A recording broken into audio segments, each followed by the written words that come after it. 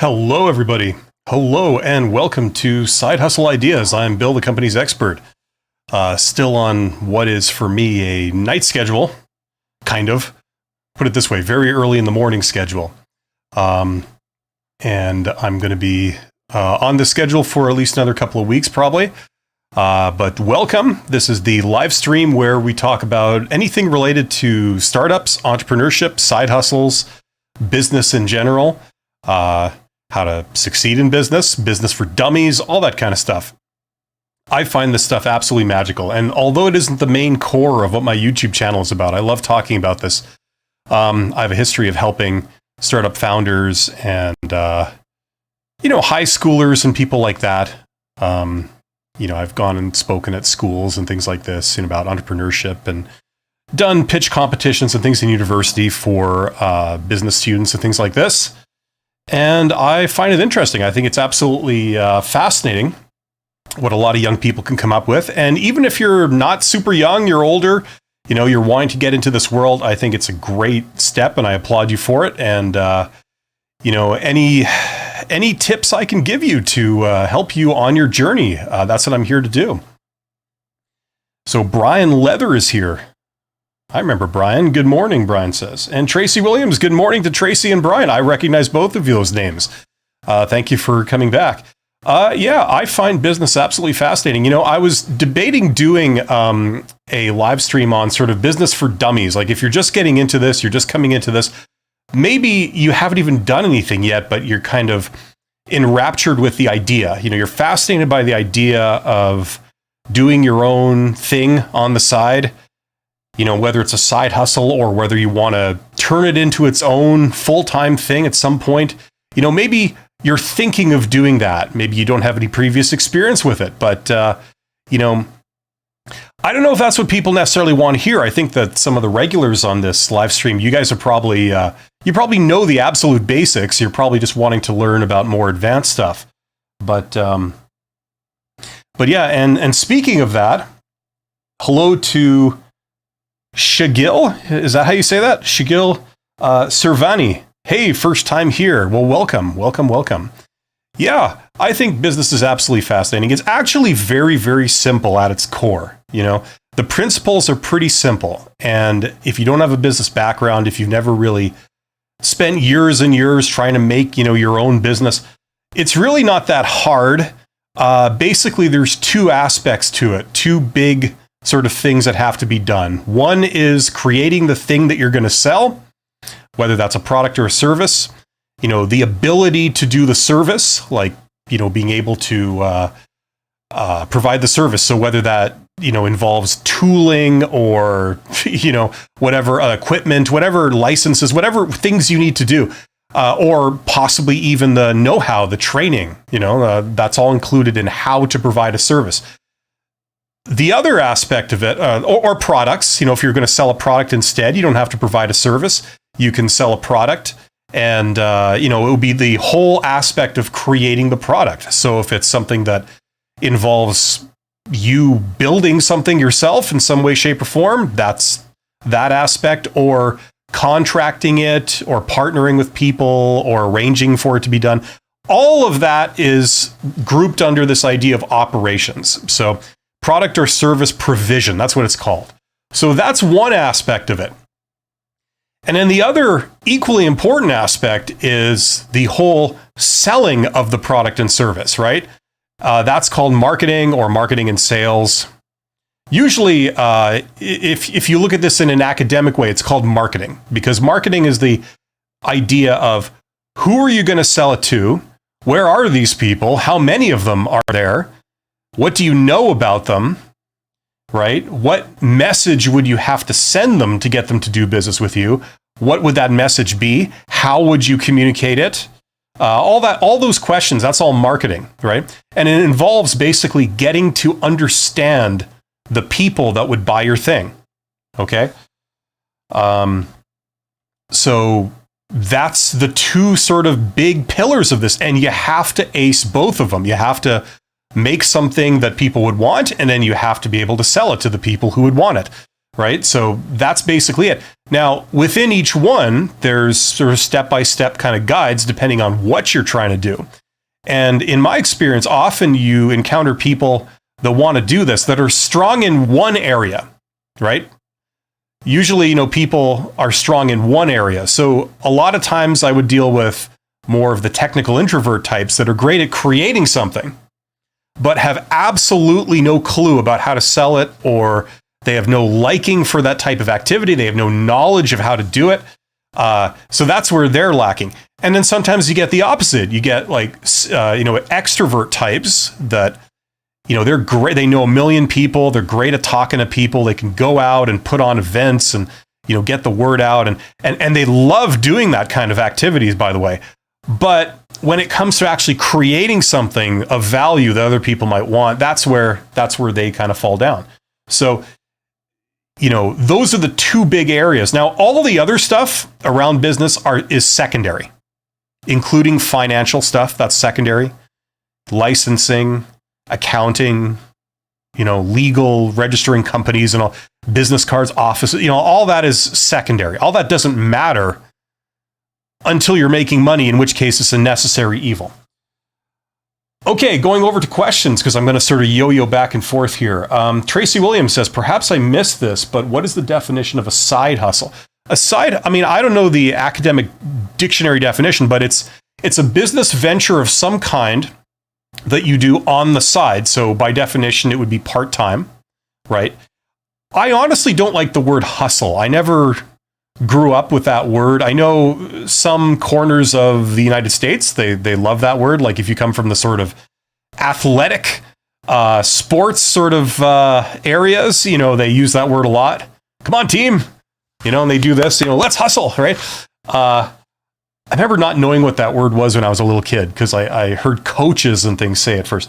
But they use that in the context of trying to sell, and I always perceived it to have kind of a negative connotation, because it means like you're having to almost like try really hard and go to a lot of people because maybe your thing is not that good that you're trying to sell.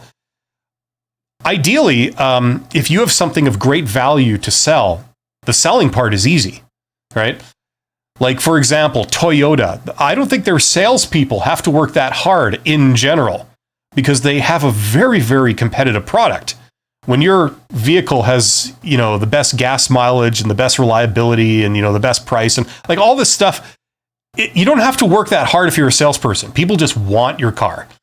But it's the other, maybe perhaps lesser car manufacturers. They have to hustle, right? Hustle is the word that means you got to really sell hard, right? And you have a much bigger challenge. So that's where that word comes from. Unfortunately, the term side hustle is, it's in common parlance. It's a common expression that a lot of people know. I think in the beginning I did, those kind of keyword searches that you can do on Google, and they tell you how often in a month people search for that term. Side hustle came up a lot. It was like one of the more popular terms. So that's why I'm calling this Side Hustle Ideas. And then the most people kind of have an idea what it is. But yeah, it's like a part-time business venture you do on the side. Presumably you keep your day job if you have a day job, and you do this in the evenings or weekends, to make a little bit of money on the side, right? That's what that is. Stan Bohr says digital marketing. Yeah, it could be. Could be. Like if you're talking about the side hustle thing, yeah, it could be that aspect too. Shagil says, I am Indian. I'm kind of broke at the moment. I'm sorry to hear that. I do have a job, but that doesn't pay much. I want to start something on the side, but no idea how. Okay, well, hopefully you come to the right place. Now, if you can either give me a little bit more of an idea of what your interest is, or I could just talk in general. My default today was just going to talk in general about stuff. Athletics. Yeah. Well, you can probably tell by my physique that I don't come from a very athletic background, but that's okay, right? I like to think of what I lack in physical. Well, actually, that's not true. When I was 18, I had a six-pack, and I used to do rock climbing in England. So I'm pretty proud of that. That's my one claim to fame. of course, it's been downhill since there, but but what can you do? Tracy Williams, hustle also has criminal connotations. Yeah. I mean, I haven't looked the word up like in a dictionary. I'm just I don't know all the definitions or contexts you could use it in, but hustle means like the context that I've always heard it in. It means like, let's move, let's work, like what the coach would say to the players during practice. Come on, hustle. Like, let's go, put some effort into it. Okay. And that can be misleading because that's not what I want to convey. One of the reasons I like business is because you're not a snake oil salesman. If you create something of value that honestly people want or they need, and you do it in such a way that a lot of people perceive it as having value, they think that for the price you're charging, that's something that's a good deal. I could use it. I like it. Then business is easy, right? Then it's just simply a matter of telling people about it, getting the word out, making them understand what it is that you have to offer, right? Once they hear about it, they go, yeah, that's pretty good. I'll buy that. And then it's easy, right? Unfortunately, in this world, you get people who don't operate like that. And so we have this perception of like, it's about convincing people that they should buy something that they don't want or need, right? It's like a very nefarious kind of underhanded thing. And that's not good business. That only really exists in business to consumer, where you're going to individuals, the members of the general public.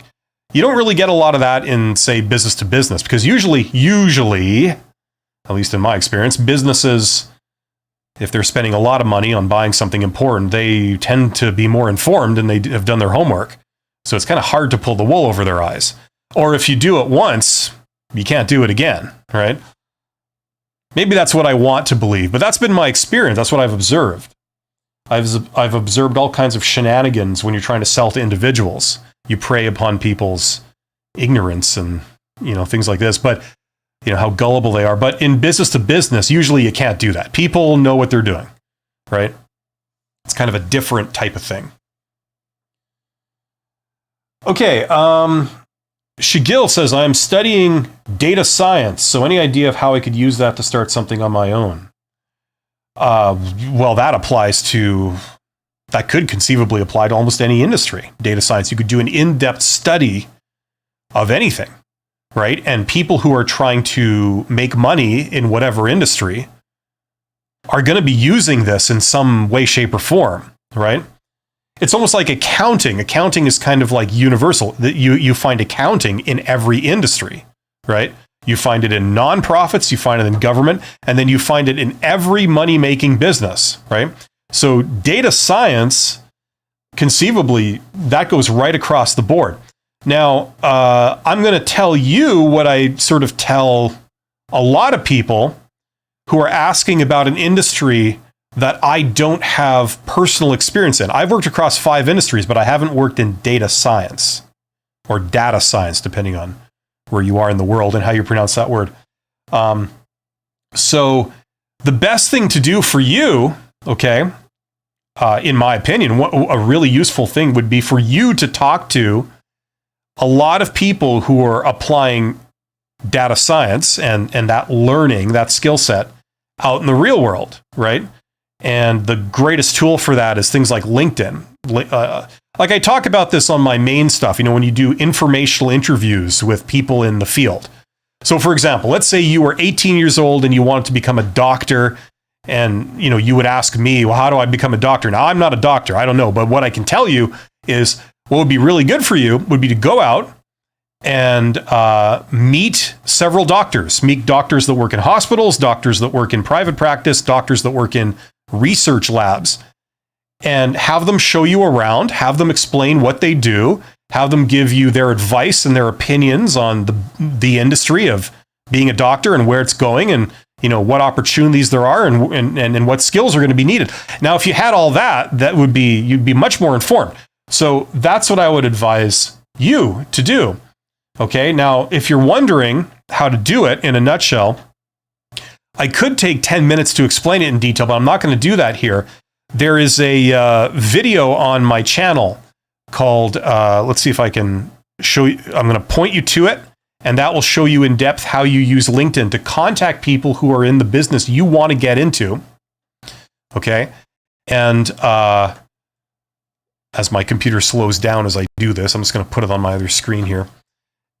And not only that, but, be able to contact them and have them respond to you and set up an informational interview. Okay, now where is that? Let's see here. Okay, so if you go to the Google search bar and you type in the company's expert, how people get jobs.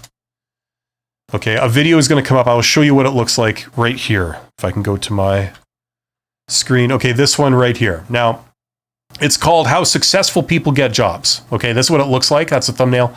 But that will show you how to use LinkedIn to do this. Okay, so that's one thing you can investigate.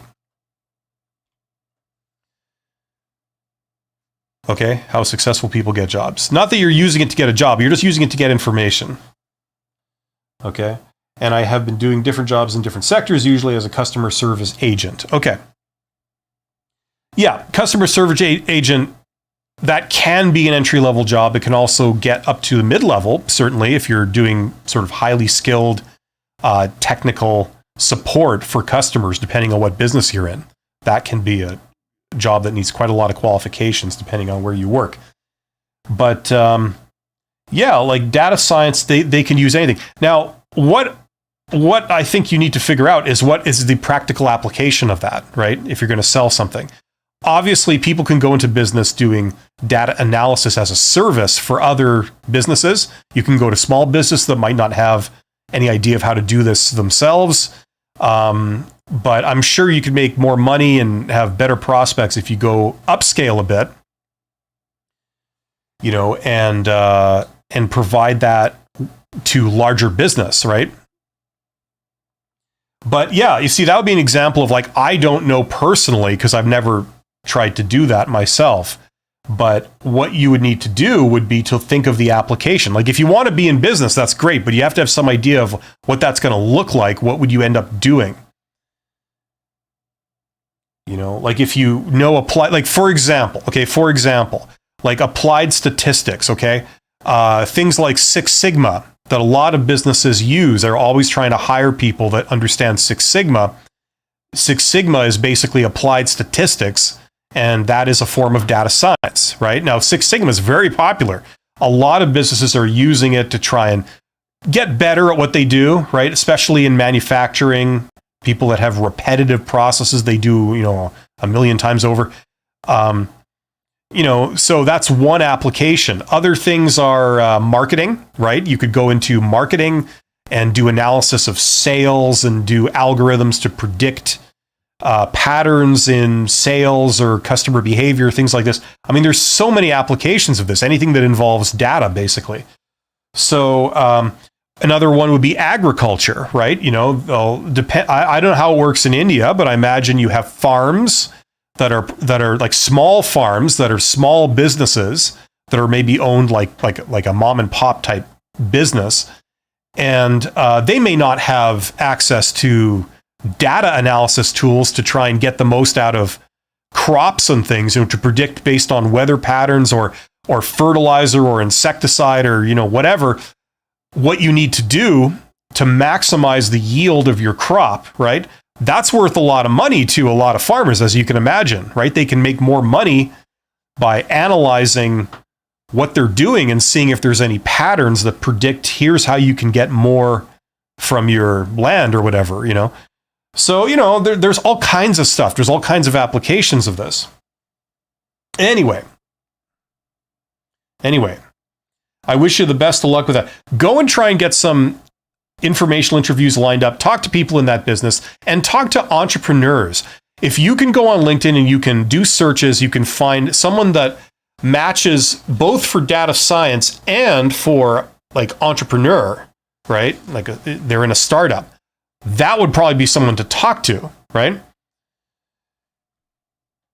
They'd be able to give you some information on combining data science with starting your own business.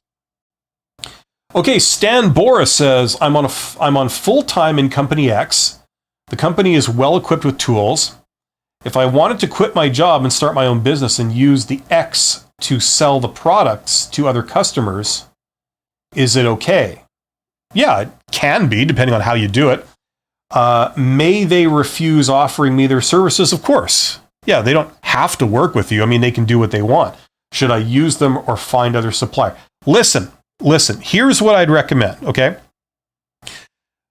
What you've said in just this little sort of paragraph, okay, that can work, but it can also be a terrible disaster too, right? Like, it depends how it goes, and it depends how you're doing it, and it depends on the people you're wanting to work with, right?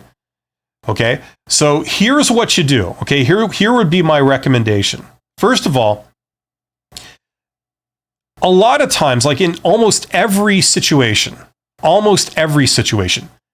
you don't have to choose. It isn't an all or nothing where you either work your day job or you quit and start your own company.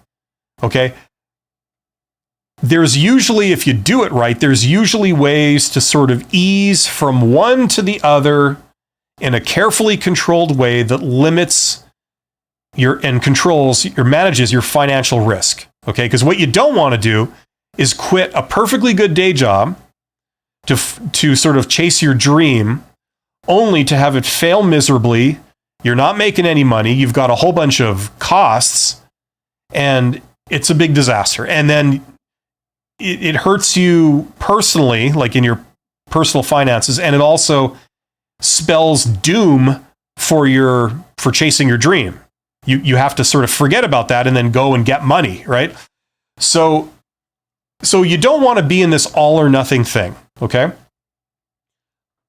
I think you have great ambition. I think it has potential to work, but you got to be aware that a lot of startup efforts, they fail. Like 95% of the time they fail. Now, the good thing is that, like, if that costs you practically nothing to do, you just try something else. And if you can only spend like a month or something on each idea, you can quickly try a bunch of things. And the quicker you cycle through different good ideas, you try out different ideas, the quicker you'll stumble upon something that works, that's going somewhere, right?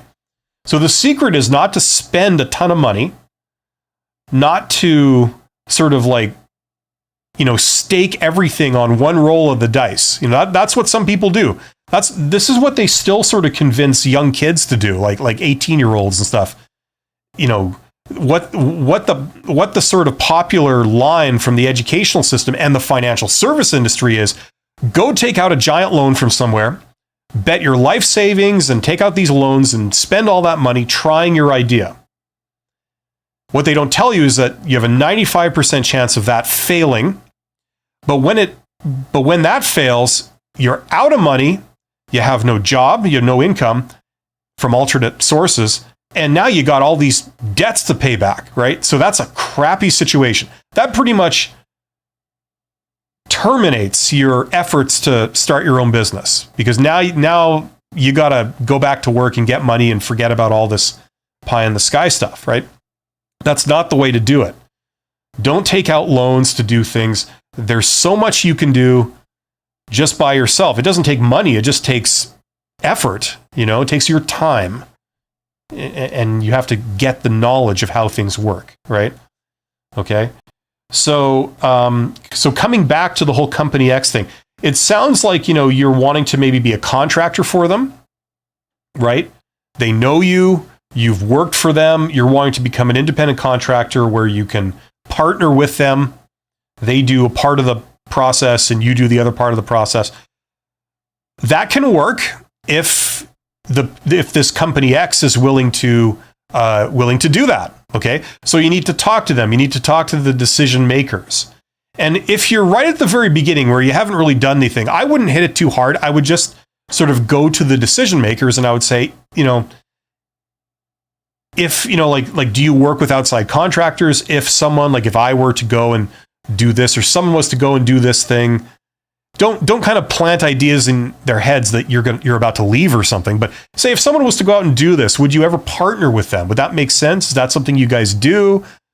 If they say yes, then the next question is, who have you done that with, right? If they say no, that's telling you right up front that might not be an option, right? With them, maybe with other people, but not with them. Okay. So, you got to put out that first and see if there's potential there. Only when you know that they do it, you've spoken to them in greater detail, and you've spoken to the decision makers, that, people high up enough that they have the authority to, to work with you as a private contractor, right? And they can defend that, to other people or whatever. Because if they set this up and then they back out, you're screwed, right? You need to have other clients or other partners to feel secure in this.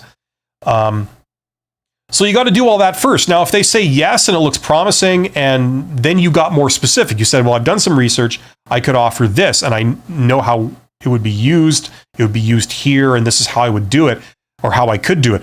Would that be something of interest to you? I could be more efficient, blah, blah. The problem is they have a conflict of interest because you're their employee right now.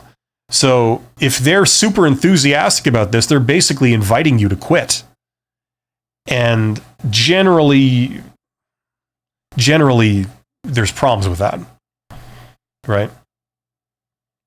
If they want you to quit, there's a problem with that. Why are you employed? They could fire you at any moment if you're not really adding that much value. If you are adding value as an employee, then all things being equal, they wouldn't want you to quit and change the business arrangement, right? So you'd have to investigate that stuff, right? And then however that goes, that will inform you of if this has potential or not. If it doesn't, try it with other potential partners. You can investigate that. You're welcome, Shahil. I wish you success in that. Yeah, you see, when you're starting out, you need information. You need information about mainly your potential customers. Who would buy this? How they think? What's important to them? Who are your competitors? What are you competing against for these people's business? What's the selling point? What do they really care about? What do they not care about? Don't try and guess this stuff. You will be wrong. You need to find out their perspective. It's not about you talking people into a thing. It's about you listening and getting that information about how these people think. If you understand how your potential customers think and where they are and how you convince them of something, then that's the key to success, really. All you then have to do is go out and do that thing. And if you can do it, there you go. You got it made. Stan says, win-win transaction, no hidden things. Thanks, boss. Yeah. I wish you the best, Stan. Go out and start getting information. But remember, do this manage your risk. Don't tell them, oh yeah, I'm thinking of quitting. My heart's not in my job. I've got my heart set on doing this independent contractor thing. Don't convince them of that. Ask them in the beginning. Don't say it's you. Ask, I have a friend who's thinking of doing, that kind of stuff. Right. Take care of yourself first. Make sure that you're secure and that you have a steady income source. And then you do this stuff on top of it, right? I'm not a fan of these people that tell everyone to just risk everything, quit your job and take out loans and go for it. I'm not a fan of that. It's hard reconciling that with the reality, the statistics that you can look up on how often small businesses and startups of all kinds succeed, right?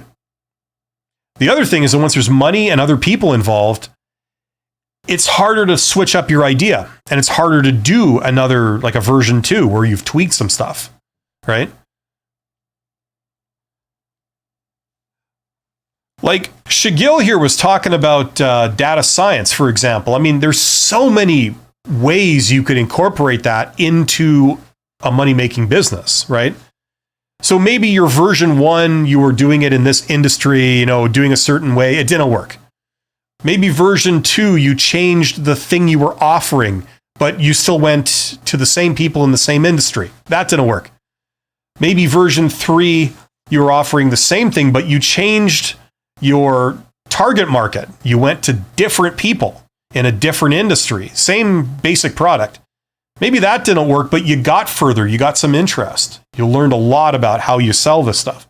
Maybe version 4, you switched industries again, but offered the same thing. Maybe that didn't work. Version 5, you went to the same industry, but you changed what you offered. Bam. Sales. Interest. You know what I mean? Then now you're on your way. You got money coming in. Now it's about building, right? Version 1 to 4, they're not really failures. They're just experiments. You're just learning. You're learning business. You're learning the industry. You're learning about people and how to sell and, all this kind of stuff, what they're interested in. That's how these things go. So the problem is if you've spent $500,000 on version 1 and you find that it's not really going anywhere, you're done. That's the problem, right? It's also hard to pivot to version 2 when you've already spent all your money, and gotten all these people involved. You know what I mean? You have to sort of just dissolve the whole thing, right? So it's best if you just start small with yourself, with money coming in. You got the luxury of time. It's a learning game. You get out the proportional to what you put in. You like how I have a way with words? You get out something that's proportional to how much effort you put in and doing the right things to learn, right? And if you're an introvert, you're a technical person, you're going to have to assume the role of an extrovert. You're going to have to get feedback from people. You're going to have to, sometimes that involves talking to people. Sometimes that involves putting stuff out on the internet and getting feedback. But either way, you've got to learn about customers. You got to get feedback from them, learn what they're interested in. What they're interested in is going to be different from what you're thinking they're interested in. Even on my YouTube channel, I still do this constantly. I think that people are interested in a certain thing and whoops, they're not.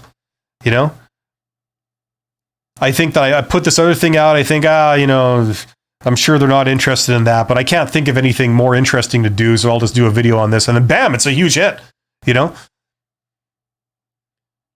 That's how this stuff goes. Anyway, hopefully that makes sense. I don't know if anyone else has any questions. There's 19 of you guys here. Thank you for joining me today. I am going to sign off soon unless I get any immediate questions about business and entrepreneurship and stuff. No, as I said, I think this stuff is really cool. And it's not like some people regard business as a deception of some kind. I know some people operate like that. That's like the bad business people operate like that. And I know a lot of people that quote Sun Tzu's Art of War. I see a lot of amateur people like quoting that. I know that they apply that to business. They also apply a lot of sports philosophy to business too. I think both are equally stupid. That's if you're locked in like fierce competition with someone, like another company or something, duel to the death. Then maybe some of those principles might apply. I mean, don't get me wrong, Sun Tzu's Art of War is a really cool book, especially considering it's written when? 500 AD or 500 BC, something like that. All war is based on deception and, all this kind of thing.